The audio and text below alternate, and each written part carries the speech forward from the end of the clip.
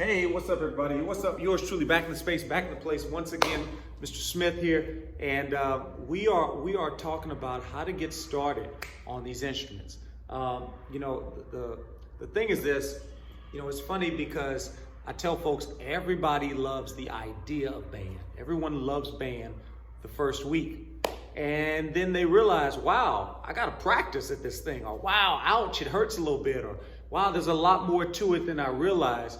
And it just goes back to that old adage that, everybody wants to be great until it's time to do what great requires. But the good news is you can be great, and it doesn't require a lot. It simply requires your ability to follow the directives, follow the instructions. And today I want to give you some practical tools, some helpful tools to help you on your first days and ultimately help you make your next steps, your best steps, so that your next sounds can be your best sound. So I want to take you through it. I know if you're in one of my classes for band, a lot of times we only meet once a week, so it can feel rushed and it can be kind of intense. But that's because there's so much information to give. But when you're at home practicing, that's where the magic happens. That's where the growth happens.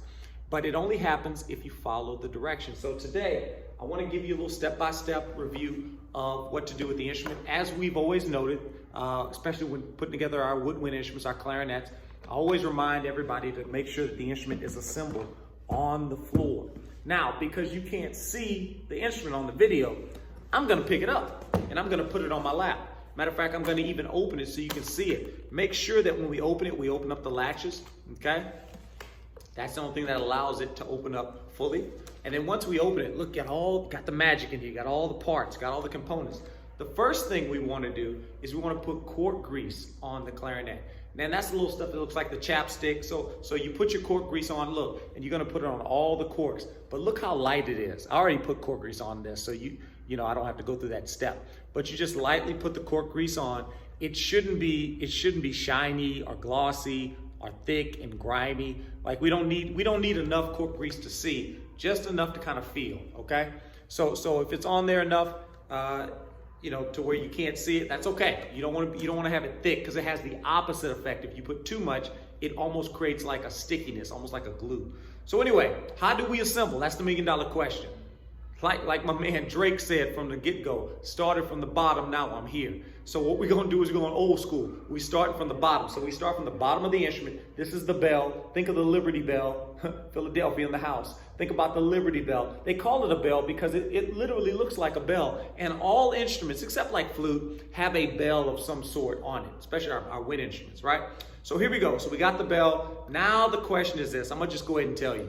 There are folks that get so confused because the two body parts look very, very similar. They're not identical twins, but they close cousins. Like they really resemble. So what you have to do is this. I got a surefire way for you to never mess this up. Number one, you grab the part that has the thumb rest sticking out. See how you see that right there? It's got the thumb rest. The other part doesn't have a thumb rest sticking out. It has a hole on it. So it's either a hole or it's got the thumb rest that's sticking out. I'm gonna grab it at the one with the thumb rest. Then watch this. I grab it where it's the fewest keys, flames up to the sky.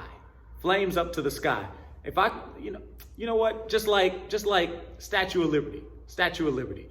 See, the Statue of Liberty's got the flames, like Lady Liberty's holding up the flames. I need you to think of yourself as Liberty. You already got the Liberty Bell. Now I need you to hold up the torch to the Statue of Liberty. Oh, say, can you see? Go America, right? USA. So we got the flames up. And I call these little keys, these banana keys right here, these little pinky keys, I call this the flame keys, right? These are the flames. Use your imagination. We're just being silly. So that's the flame. So watch this. Flame up, shimmy, shimmy, shimmy down. And I like to say shimmy because it's not push, it's not twist or crank, because you'll break it that way. It's a slight twist, and as you twist it, you're pushing down.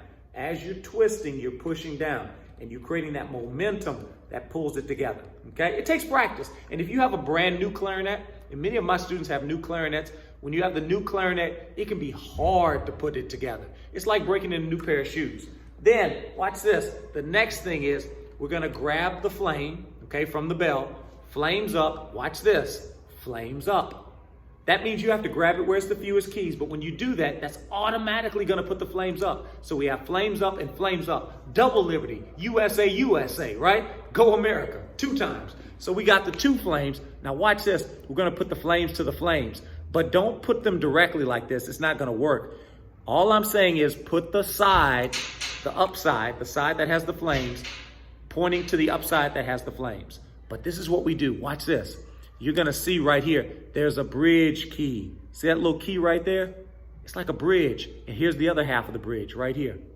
Okay? So this half and this half connect. I live in a town that has a drawbridge. So the bridge literally goes like this so that the boats and the ships and the yachts can go under it. And then it closes back like that. That's a drawbridge. And that's how they came up with the name of this, because I'm going to take this part of the bridge and connect it with this part of the bridge. Okay? I'm looking at those bridge keys. I'm going to turn it this way so you can see it. Look at that right there. See the bridge key? I'm going to turn it. Bridge key right there, bridge key right there. And watch this. I shimmy, shimmy, shimmy, shimmy till it's together. Now those 2 pieces have combined. Now it's very important. Look, guys, please do not press the keys, because if you press the keys, those 2 bridge keys are going to crash into each other and break. So we don't want that. Grab it at the bottom. Shimmy, shimmy, shimmy. Now watch this. Once you put the bridge keys together, once they're aligned properly, it automatically makes the holes line up. Now we're getting to the tail end of this thing, guys. Okay, we're coming into a final stretch. So then we grab the clarinet. I like to put the clarinet on my knee. Okay, so I put the clarinet on my knee, and then I take the barrel, which has no key, so I can grab it anywhere, and I grab at the top. Please don't do this, because all you're going to do is you're going to cause this to bend and break.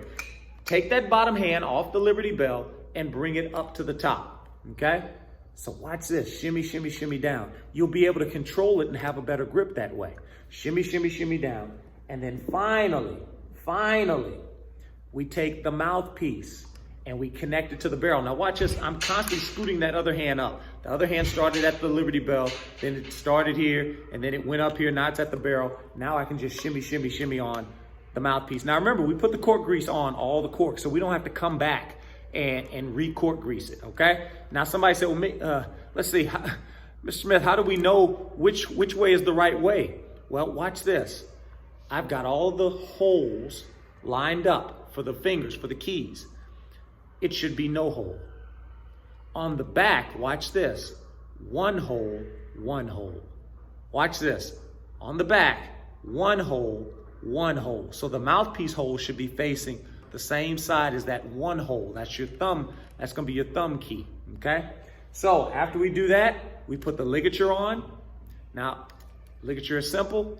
When it's facing you, like from this direction, the screws should always be facing the right. Even if you're left-handed, should always be facing the right. Okay? See how I have the screws facing the right? I'm bringing it in so you can see.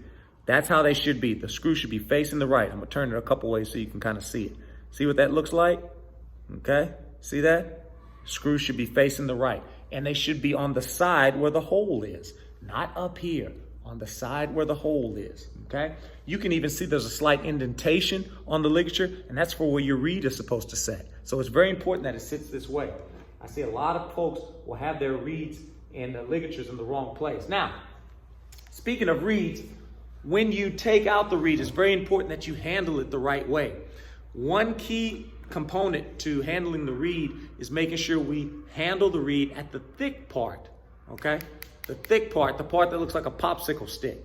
That's where you want to grab the reed, handle the reed, push the reed, pull the reed out. That's the part that you're going to work with. The thin part that's thin like paper, never touch that part of the reed, because you always run the risk that you'll damage it. But watch this. What I want to tell you is, while you're assembling your instrument, or as soon as you get it put together and assembled, I need you, this is tough, especially if it's your first time on clarinet, I need you to put that reed in your mouth.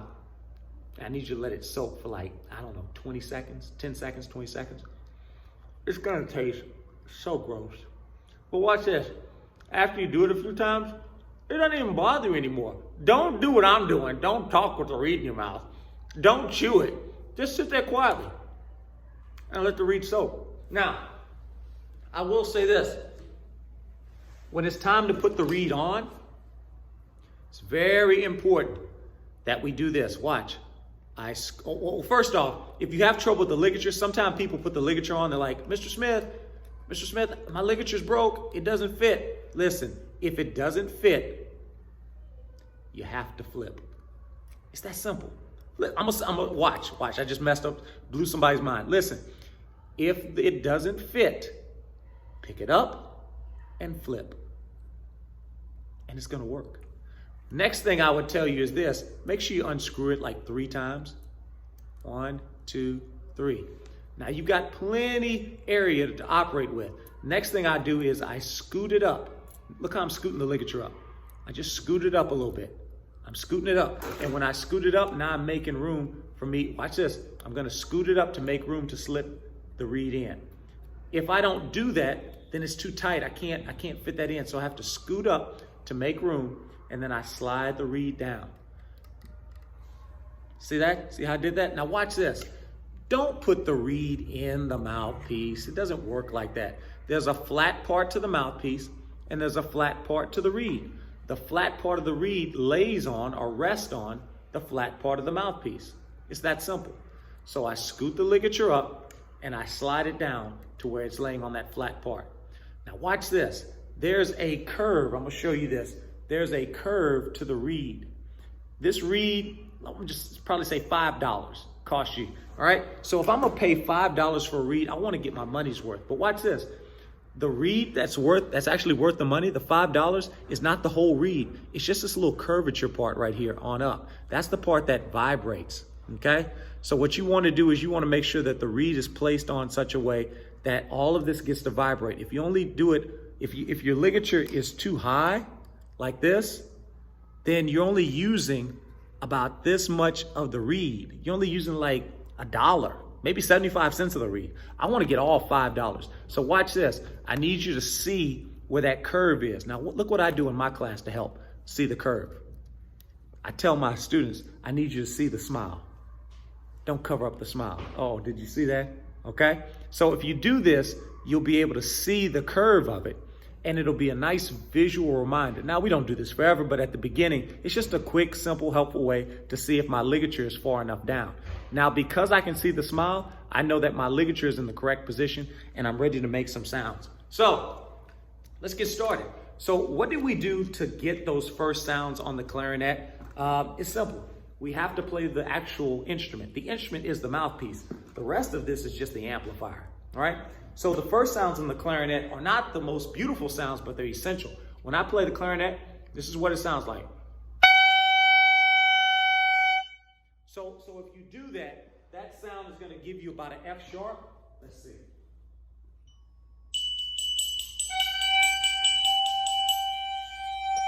Somewhere in that vicinity. So you want to get about an F sharp on your clarinet. Okay? If you get that tone, then you're in the right vicinity. So once we do that, I want to challenge you to hold that note out as long as possible.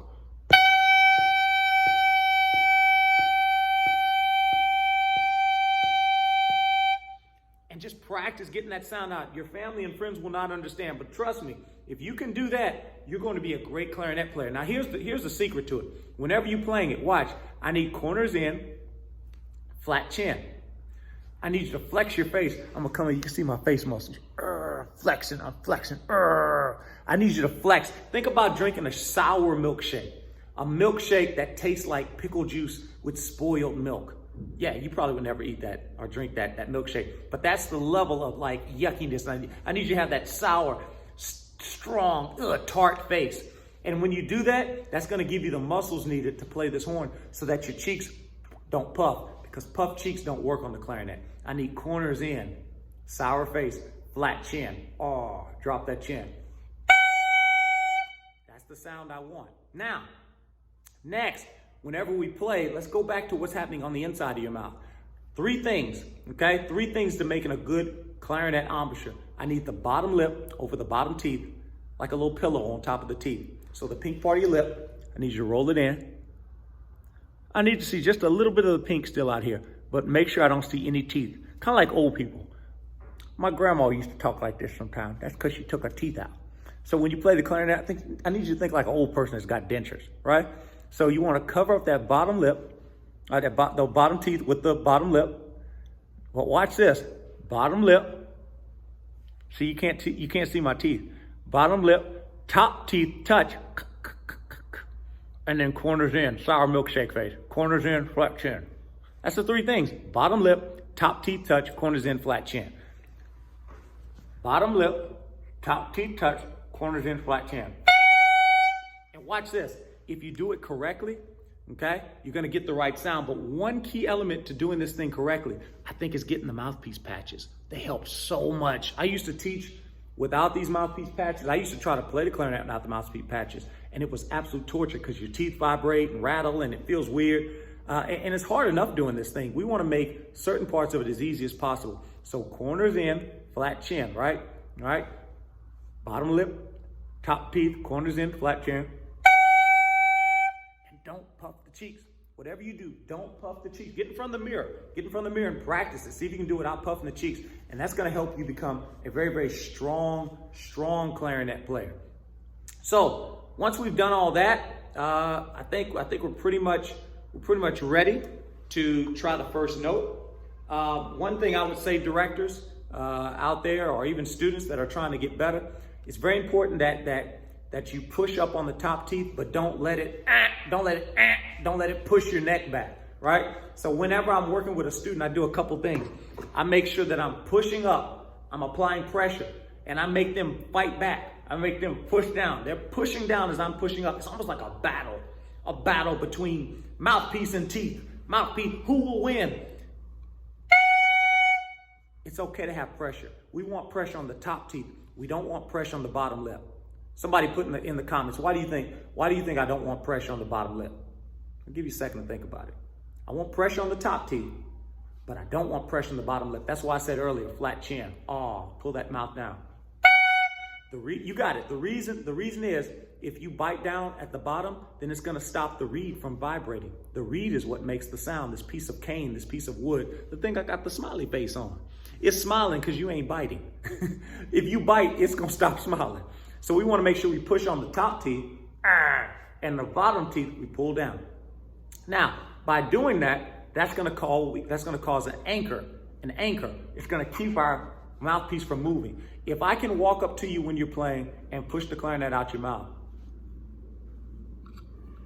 then you're not going to be able to make a sound. But if I can get you to push up, bite down, corners in, flat chin,